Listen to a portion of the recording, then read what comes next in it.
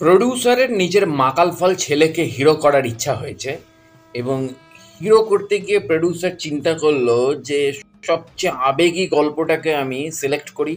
ছেলে তখন বলল, হ্যাঁ হ্যাঁ, আমি স্ক্রিপ্ট করব, আমার মনের মতন করে স্ক্রিপ্ট করব এবং বড় বড় স্টারদেরকে আমি ক্যামিও করাবো। বাপ বলল, ঠিক আছে চল, সবাই তো আমার হাতেই মানে একটা সময় কাজ করেছে, হ্যাঁ তো আমি সবাইকে রিকোয়েস্ট করলেই তারা করে দেবে। তো এক্স্যাক্টলি এইভাবেই কানাপ্পা তৈরি করলো মোহনবাবু আর বিষ্ণু মাঞ্চু, যেটা দেখে হতভম্ব হয়ে গেলাম।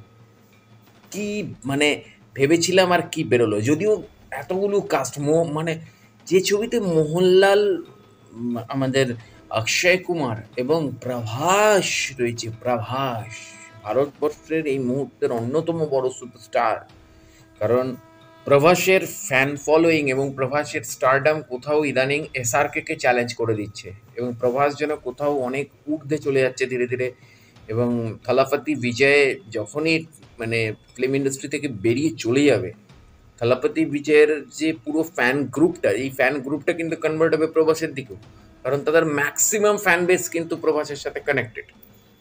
তো এক্স্যাক্টলি প্রভাস একটা হিউজ সুপারস্টার বা একটা স্টারডামের একজন অভিনেতা এবং ম্যাক্সিমাম ছবি আকর্ষণই ছিল প্রভাস। কানাপ্পার গল্প একটা আলাদা গল্প, কেন কানাপ্পা হচ্ছে সেই সেই ভক্ত যে কিন্তু নিজের চোখ উৎসর্গ করতে চেয়েছিল দেবাদিদেব মহাদেবকে।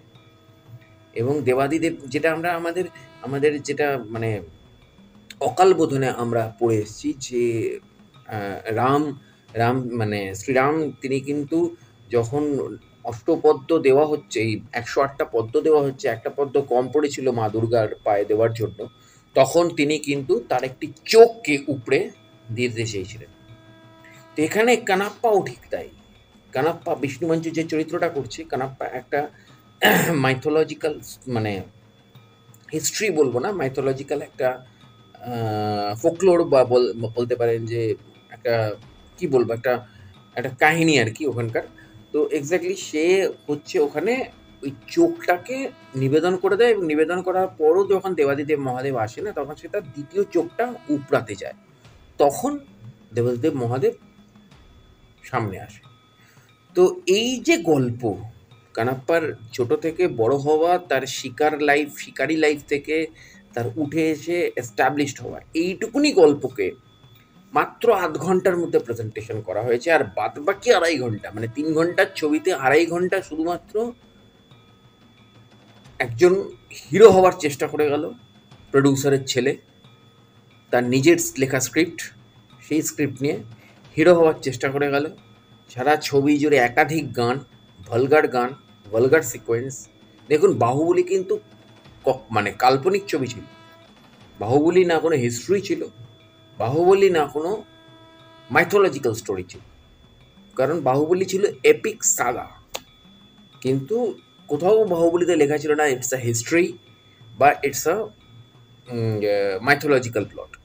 তো সেই জায়গা থেকে দাঁড়িয়ে বাহুবলী নিয়ে অনেক রিসার্চ করা যেতে পারে, সেটা মানে করা সম্ভব, কারণ ওটা পুরোটাই কাল্পনিক, ফিকশিয়াস। কিন্তু এই কানাপ্পা নিয়ে এগুলো করাটা খুবই একটা ছেলে খেলা লাগলো। কারণ এই ছেলে খেলাটা শুধুমাত্র কানাপ্পার চরিত্রটা, মানে কানাপ্পা হচ্ছে খুব একজন পাওয়ারফুল, কারণ মানে কানাপ্পা হচ্ছে যেটা বললাম আমি একটু আগে, জাস্ট ৬৪, ওদের যেটা হয় না ৬৩ জন নয়নামারের মধ্যে একজন, দেবাদিদেব মহাদেবের যে ৬৩ জন নয়নামার, তার মধ্যে একজন কিন্তু কানাপ্পা। তো it's not a matter of jokes কানাপ্পাকে নিয়ে ছেলে খেলা। দেখুন, অন্ধ্রপ্রদেশে কানাপ্পা কিন্তু একটা সাংঘাতিক জায়গায় রয়েছে। ঠিক আমাদের এখানে যেমন কালী সাধক হিসেবে বামদেব বা রামকৃষ্ণ পরমহংসদেব রয়েছেন, তেমন অন্ধ্রপ্রদেশে কিন্তু কানাপ্পা একটা এরকম ঈশ্বরতুল্য জায়গায় রয়েছে শিব সাধক হিসেবে। ঠিক আছে, তো এক্স্যাক্টলি কানাপ্পাকে আমরা হয়তো চিনি না, হয়তো বাংলায় অনেকেই চেনে না। কানাপ্পার প্রেক্ষাপট নিয়ে আমি পরবর্তী ভিডিওতে একটা আসছি, এটা বাঙালি জানা উচিত, কারণ বাংলার হিন্দুরা অনেক কিছুই জানতে পারে না। হ্যাঁ, কারণ ওইখানে জানতে দেওয়া হয় না, কারণ এখানে সাম্প্রদায়িকভাবে অনেক কিছু ভাগ থাকে। তো এক্স্যাক্টলি সেই জায়গা থেকে দাঁড়িয়ে মানে, এবং হিন্দু ধর্মের মধ্যেও অনেক দ্বিধা বিভক্ত থাকে, সেইগুলোর জন্যই অনেক কিছু জানতে দেওয়া হয় না বা জানানো হয় না বা অস্বীকার করা হয়। তো এক্স্যাক্টলি আমি কানাপ্পার কাহিনী নিয়ে আসবো। কিন্তু ঘটনা হচ্ছে ছবিটা যেখানে অক্ষয় কুমার রয়েছে, প্রভাস রয়েছে, মোহনলাল রয়েছে, সেখানে মোহনবাবু প্রডিউসার আর তার ছেলে বিষ্ণু মাঞ্চু দুজনে মিলে গোটা ছবিটা করে বেরিয়ে চলে গেল। দুজনে অভিনয় করলো, ছবিটার ধ্বংসও করলো এবং এত বড় বড় স্টারগুলোকে নিয়ে তাদেরকে ঠিকমতো ইউটিলাইজ করলো না। প্রভাসকে তাও বা 15 মিনিট রাখলো, কারণ প্রভাসকে রাখতেই হতো। এবং লাস্টের দিকে প্রভাস রুদ্র চরিত্রে আসছে, মানে দেবাদিদেব মহাদেবের যে রুদ্র অবতারগুলো আছে তার মধ্যে একটা অবতারে আসছে সে। তো এক্স্যাক্টলি প্রভাসের সাথে সাথে সিনেমা হল ফাঁকা হয়ে যাচ্ছে। এই হচ্ছে কানাপ্পার পরিস্থিতি। যে কানাপ্পা, এর আগে যতগুলো কানাপ্পার ভার্সন আছে, অর্থাৎ কানাপ্পা তো এর আগেও হয়েছে, সেই ছবিগুলোতেও কিন্তু কানাপ্পার যে ভাবাবেগ, যে অনুভূতি, যে আবেগ, তার যে মানে কি বলবো, এখন যদি চৈতন্য মহাপ্রভুর ছবিতে চৈতন্য মহাপ্রভুর আবেগকে শ্রীজিৎ মুখার্জি না ধরে, লহ গৌরাঙ্গ নামলে যে সিনেমাটা করছে, তাহলে শ্রীজিৎ মুখার্জি খিস্তি খাবে। যদি সেই আবেগ, সেই অনুভূতি, সেই গদগদ মুহূর্ত, সেই আকুল নয়নাভিরাম ওই জায়গাগুলো যদি না ধরে, তাহলে খিস্তি খাবে। ঠিক কানাপ্পার ক্ষেত্রেও তাই। কানাপ্পা হতে পারে শিকারী বা যোদ্ধা, কিন্তু কানাপ্পা যখন শিব ভক্ত হয়ে উঠলো আস্তে আস্তে আস্তে আস্তে, তার মধ্যে যখন চেঞ্জেসগুলো এলো, তখন কানাপ্পার জীবনটা কিন্তু আস্তে আস্তে আস্তে আস্তে খুব আবেগী হয়ে গেছিল। সে কিন্তু শিবের প্রতি নিয়োজিত প্রাণ হয়ে গেছিল, কারণ শিব কিন্তু একটা কি বলবো, তার কাছে একটা আলাদা শৈব শৈব সিদ্ধান্ত তাকে কিন্তু সেই জায়গাটা দিয়ে চলে গেছে। তো সেই কানাপ্পাকে আমি যখন পর্দায় প্রেজেন্ট করছি 200 কোটি টাকা বাজেট নিয়ে, আমি তাকে নিয়ে ছেলে খেলা করতে পারি না। এবং আমি ছেলেকে নিয়ে ছবি করছি বললে, ছেলে যা যা স্ক্রিপ্টে লিখেছে নিজেকে হিরো এস্টাবলিশ করার জন্য, তাকে নিয়ে আমি যা খুশি করবো। আর এত বড় বড় স্টারেদেরও ভাবো, স্টারেদের বন্ধুত্বও কত সমস্যাদায়ক হয়ে যায়। তারা যেহেতু একটা প্রডিউসারের সাথে বন্ধুত্ব ত্যাগ করতে পারলো না, সেহেতু তার ছবিতে এসে কিছু ক্যামিওস করে দিয়ে বেরিয়ে চলে গেল।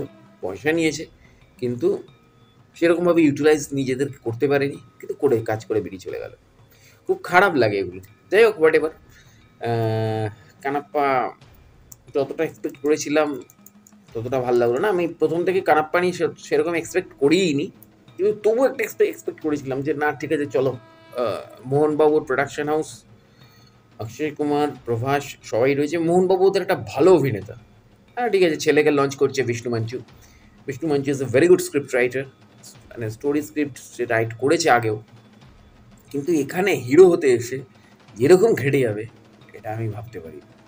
তো এক্স্যাক্টলি কানাপ্পা দেখে খারাপ লাগছে। হ্যাঁ, প্রভাস 15 মিনিটের মধ্যে সে কিন্তু নিজের স্টারডাম, নিজের পারফরমেন্স, নিজের অ্যাপিয়ারেন্স, নিজের সোয়াগ সব দেখিয়ে দিয়ে বেরিয়ে চলে গেল।